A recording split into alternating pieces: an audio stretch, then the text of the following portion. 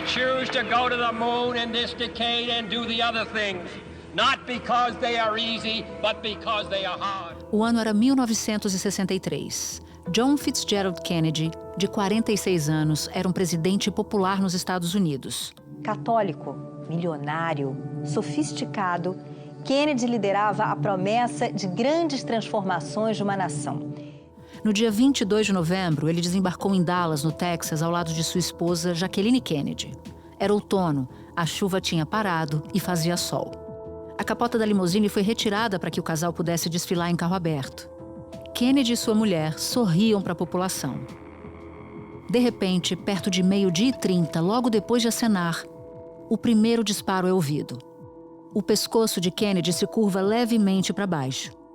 Jacqueline parece tentar entender o que está acontecendo, até que, segundos depois, uma bala atinge o lado direito do seu crânio.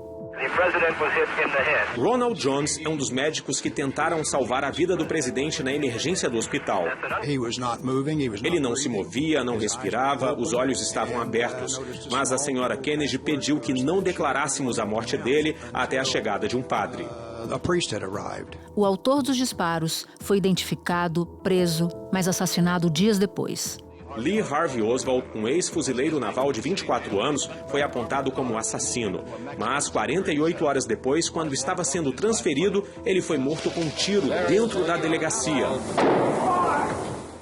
A trágica história que aconteceu em plena Guerra Fria alimentou e ainda alimenta muitas teorias da conspiração. Uma das teorias aponta o interesse da União Soviética e da KGB, a agência de inteligência russa, na morte de Kennedy. Outra suspeita é que o assassinato seria uma retaliação de Cuba. Nessa lista ainda entra a possibilidade da máfia americana ter se enfurecido com o presidente. Outras teorias jogam a responsabilidade pelo crime no FBI, na CIA ou até no Serviço Secreto Israelense. Agora, o governo norte-americano divulgou cerca de 80 mil páginas de documentos sigilosos sobre o caso. O Arquivo Nacional já tornou público 99% dos cerca de 320 mil documentos que vêm sendo revisados desde 1992.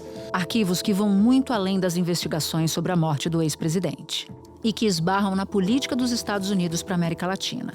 Na época, Kennedy tinha um projeto para derrubar o governo Fidel Castro. E o plano envolvia operações em vários países, inclusive o Brasil. Um desses documentos, de 1961, revela que o então governador do Rio Grande do Sul, Leonel Brizola, recusou o apoio oferecido por Cuba e China enquanto estava à frente de ações para garantir que João Goulart assumisse a presidência após a renúncia de Jânio Quadros.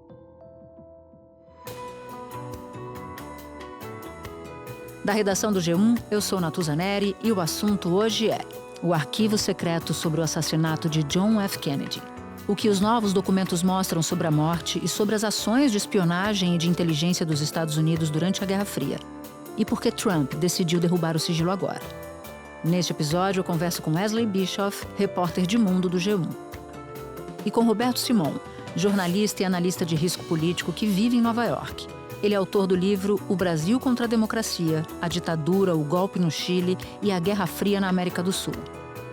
Sexta-feira, 21 de março. Wesley, eu quero começar te perguntando o que há de mais revelador nessa nova leva de documentos sobre o assassinato do Kennedy. Há algo que muda a história tal qual a gente a conhece? Então, não. Até os especialistas já falavam que era muito difícil ter alguma coisa nova, algo que mudasse as investigações. Mas, por enquanto, manteve o que as investigações já tinham revelado. Que o Oswald agiu sozinho, que é o assassino do Kennedy.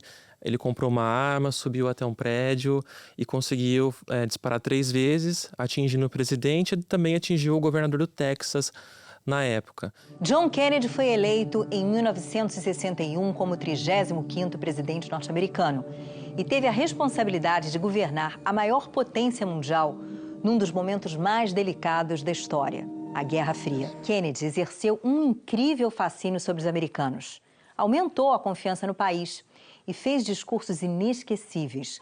Ele era uma revolução por idade. Ele foi o presidente mais moço e herdou do Eisenhower, que era o presidente mais velho. Era uma mudança de bastão. A tocha passa de uma geração para outra.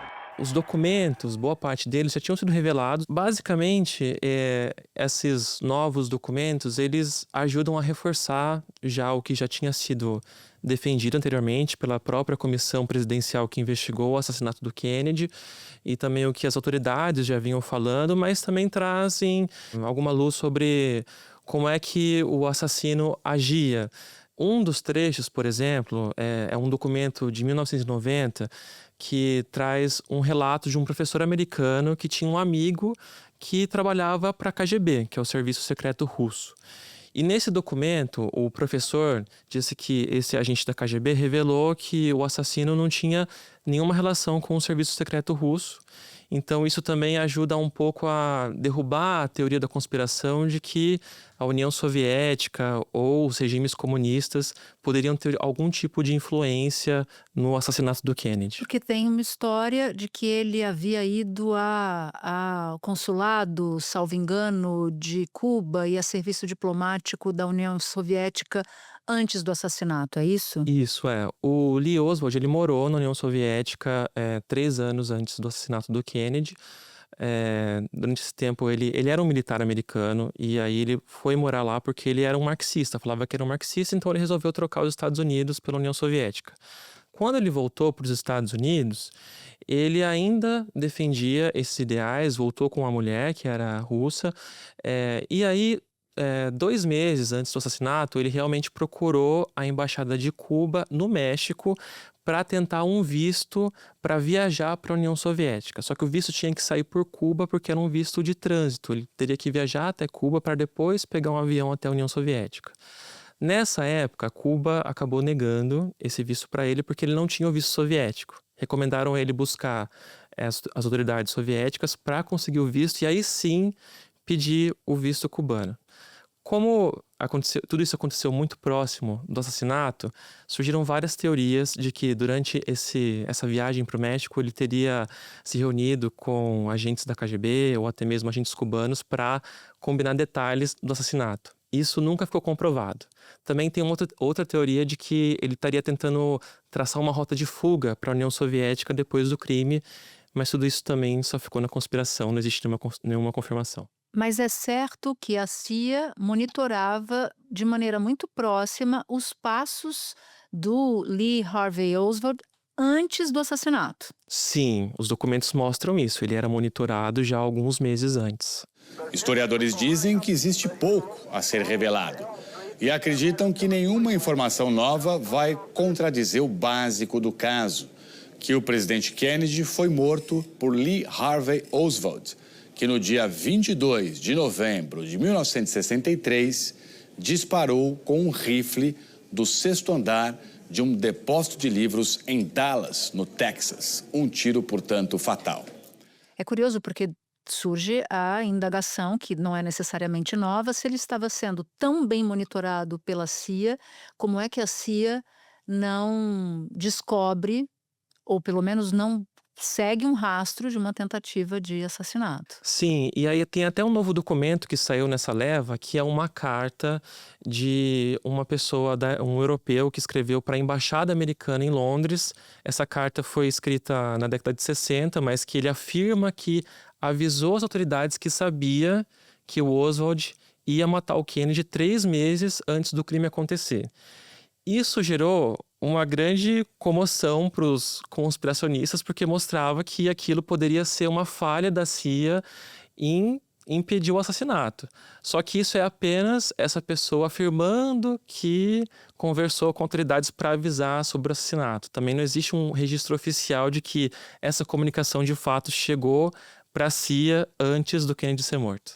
E isso, pelo menos até o que se sabe, porque são muitos arquivos, são milhares de documentos, não necessariamente vai ser esclarecido, vai? Não. A investigação basicamente está encerrada, é muito difícil que seja aberta de novo, né?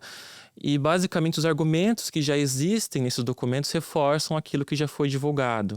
Não mostra que ele teve apoio de outra pessoa ou de algum outro movimento. Basicamente tudo corrobora para que ele tenha agido sozinho. Mas é claro que existem várias lacunas da investigação e isso acaba acendendo um tipo de curiosidade e os conspiracionistas ficam tentando resolver essas questões, né? E dá para dizer que essa nova leva de documentos faz cair por terra a hipótese de um segundo atirador? Ou seja, reforça a informação que se tinha até aqui de que o Oswald agiu sozinho? Sim, vale lembrar que assim, são 63 mil páginas que foram reveladas pelo governo agora. Quanto você já conseguiu ler? Eu li, não sei, um monte. Mas enfim, são muitas páginas, então até assim, são 3 dias que a gente tem até agora de divulgação, então esses arquivos ainda estão sendo vasculhados. Por enquanto, pelo que eu li dos documentos, também pelo que eu vi especialistas e pesquisadores que analisaram mais profundamente isso, tudo traz o que já existia. Não tem nenhuma novidade sobre esse assunto que poderia forçar uma reabertura de uma investigação por agora. Na lista de documentos da CIA que foram revelados, há a citação do Brasil. Eu quero falar sobre isso, mas já. Antes, eu preciso te perguntar, já que você falou dessa enormidade de documentos, por que eles ficaram em sigilo por tanto tempo? Esses documentos têm muitas informações sobre segurança nacional e também trazem identidades de testemunhas. E como a investigação foi muito ampla, durou muitos anos, esses documentos acabaram ficando em sigilo, boa parte deles. Justamente com esse argumento da segurança nacional. Na década de 90, em 1992, o Congresso americano aprovou uma lei pedindo para que todos esses arquivos fossem disponibilizados num prazo de 25 anos. Esse prazo acabou em 2017 e aí sim eles começaram a ser liberados em blocos, em lotes. Isso continuou durante o primeiro governo Trump, depois também durante o governo Biden e veio agora. Ainda assim, esses primeiros lotes tinham algumas censuras.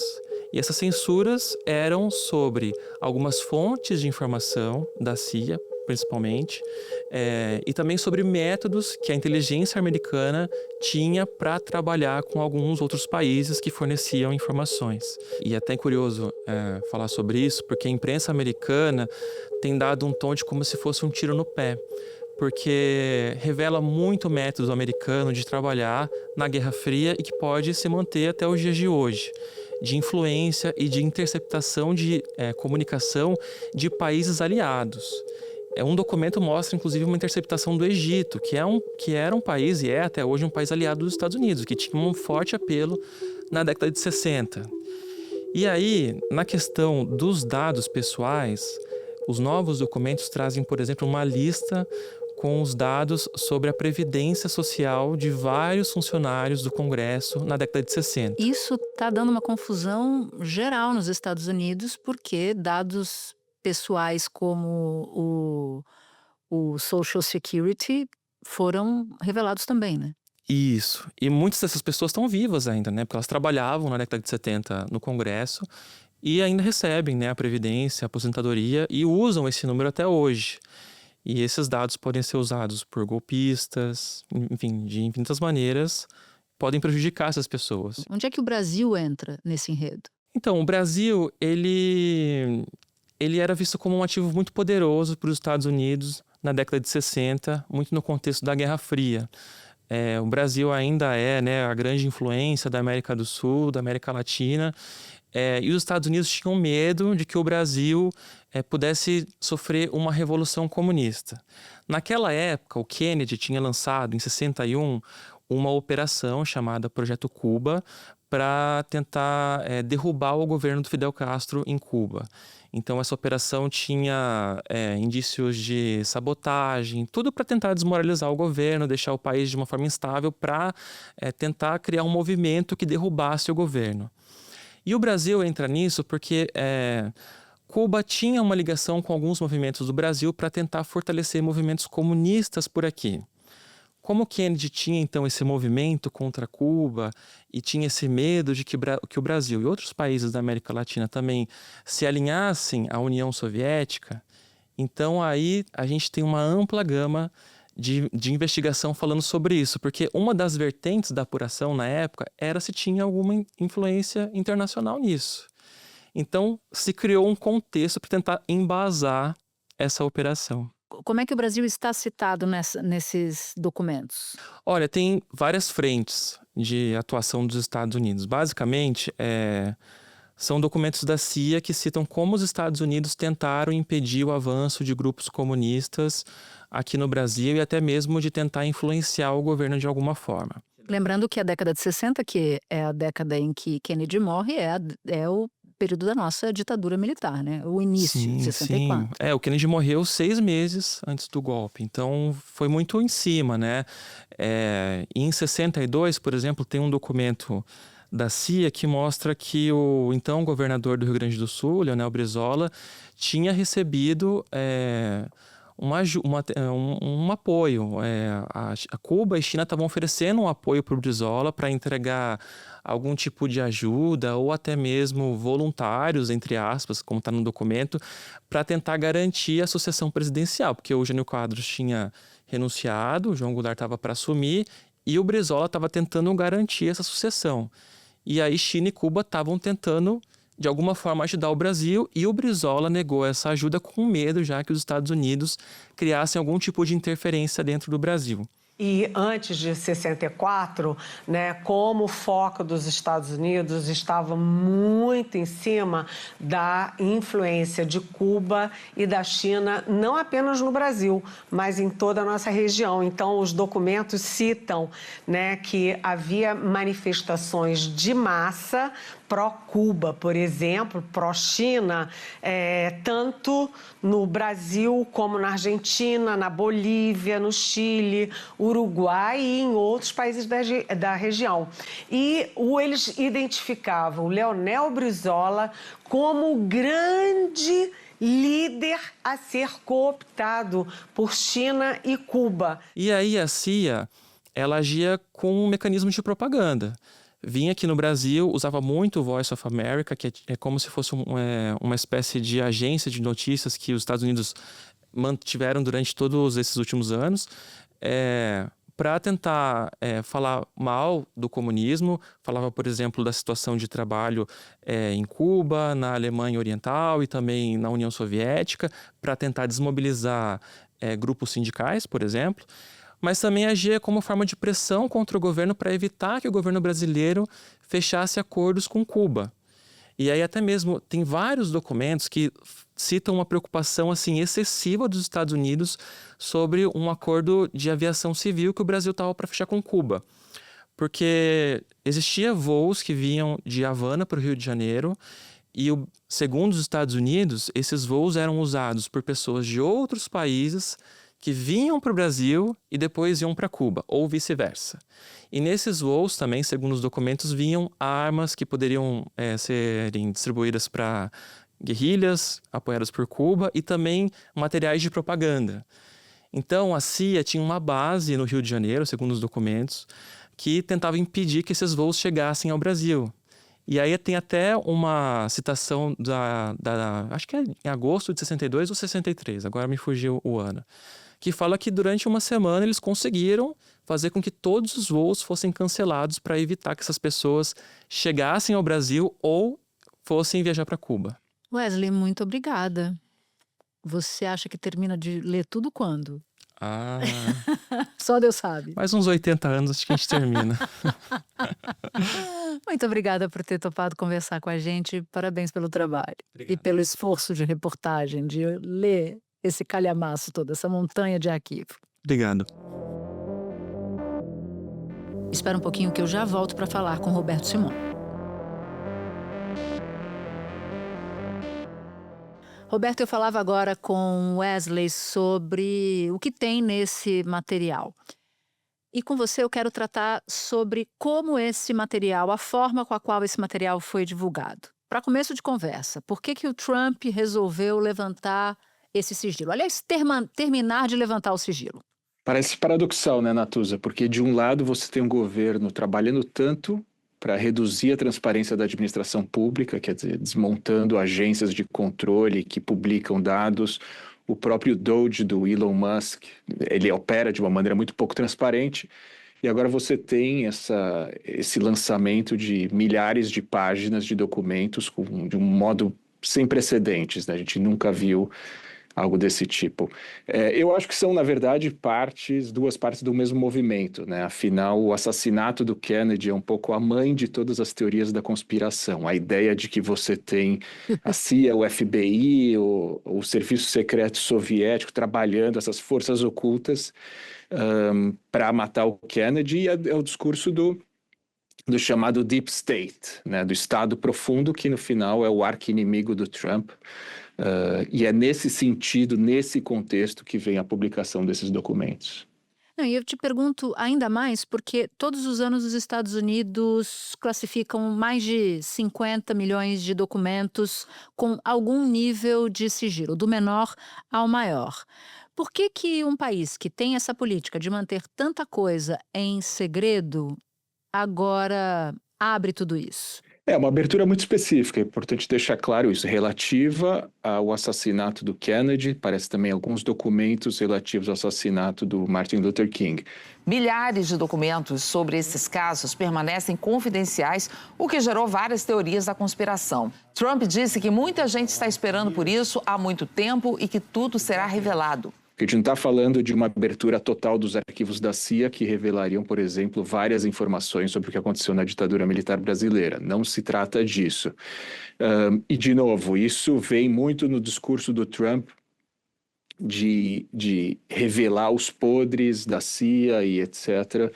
Dentro dessa teoria eu diria que uma teoria da conspiração de que quem matou Kennedy não foi Lee Harvey Oswald, mas sim um conluio aí de forças ocultas. Não sei porque ele é tão obcecado, talvez porque ele tenha sido alvo de 2 tentativas de assassinato no ano passado. Sobreviveu a uma delas por pouco. E ele também tem uma admiração muito grande pela família Kennedy, embora os Kennedys tenham sido democratas e com posições bem distintas da dele, a não ser, claro, pelo Robert Kennedy Jr., que integra o governo Trump, porque o restante dos Kennedy são democratas. Mas, de novo, quando você olha para a floresta, o governo Trump está trabalhando em várias frentes para reduzir a transparência do Estado, é importante dizer isso.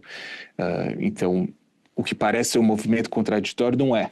Na verdade, você tem uma denúncia ao Estado profundo e, ao mesmo tempo, uma redução de políticas de transparência. O governo Trump, por exemplo, tirou do ar vários sites com dados públicos, está reduzindo o orçamento de órgãos que têm por responsabilidade publicar documentos e dados sobre o governo americano. Então, isso está acontecendo ao mesmo tempo.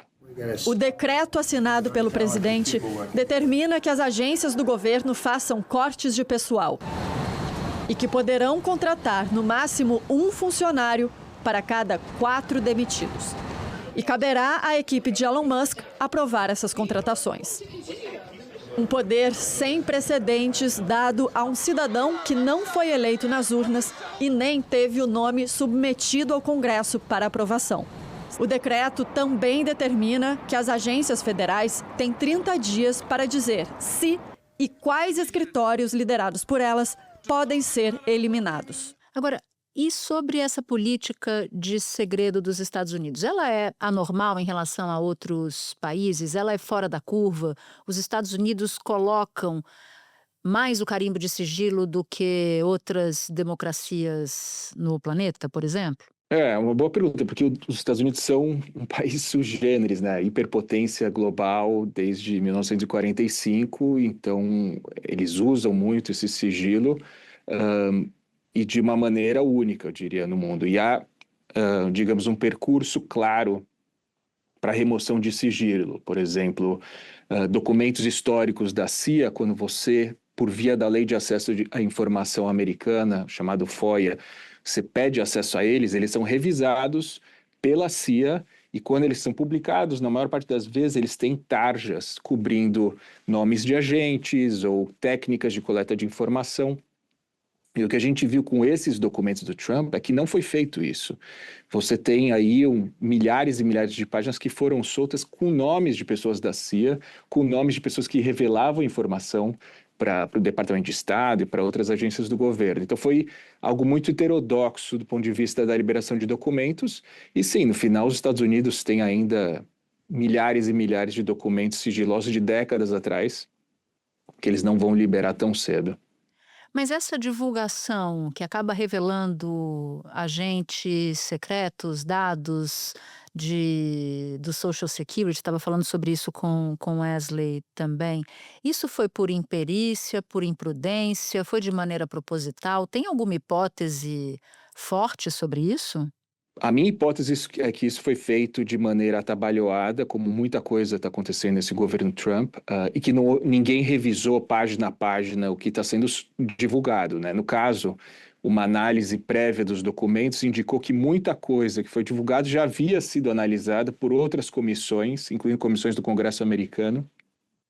Então tem muito documento que não é 100% novo. Em alguns casos, removeram o sigilo de alguns trechos específicos de documentos. De novo, não me parece que isso tenha seguido os protocolos tradicionais de controle de informação dos Estados Unidos, o que abre uma janela interessante para os pesquisadores em relação a informações que a gente não sabia. Por exemplo, um documento que eu vi, ele indica o orçamento da CIA para o hemisfério ocidental em 1961.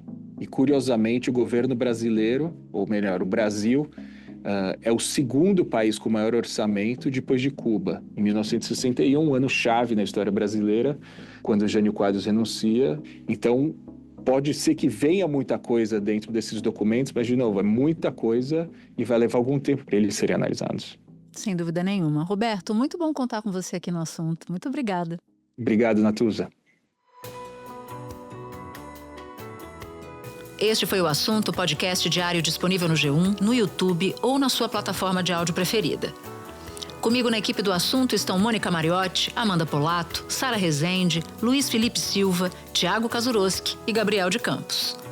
Eu sou Natuza Neri e fico por aqui. Até o próximo assunto.